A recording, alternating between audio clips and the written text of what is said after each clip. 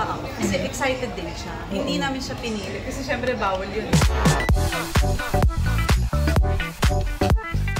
Tignan po namin kung ano po yung maganap hanggang matapos yung 6 months.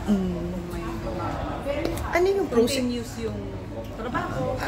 ano yung binabalance mo doon? Like, yung pros and cons, education ba, lifestyle sa Australia? Yung ba? Mabigat na decision is yung school. Yeah. Kasi yung panganay ko kasi hanggang December na lang doon. So, syempre ayoko naman siyang Ma-short change. ma-short. Tapos high school na. Kaya ayaw. Totoo ba high school na siya? High school. Hindi na.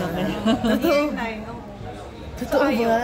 Kaya ihahatid siya. May high school ka na? May high school na. Nagtatrabaho na yun. Nagtatrabaho siya ha. Kasi sa Australia at 14, legally pwede ka mag-work. Anong work na? Very, ano na siya, Barista, independent. ganyan.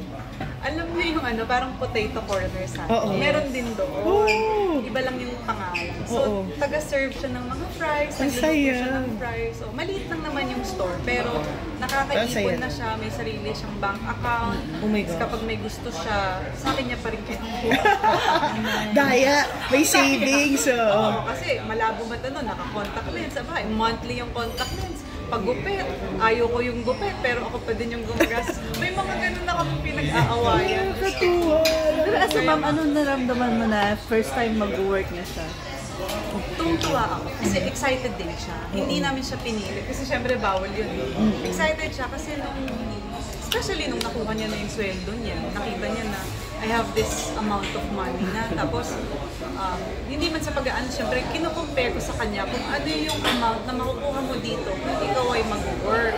So, kaya pinahahalagahan niya yung value, kaya ayaw niyang gastusin. Kaya ako pa din yung pinapagastos sa mga needs. Mautak. Mautak ba? Mautak. Nakakalinis. Mautak.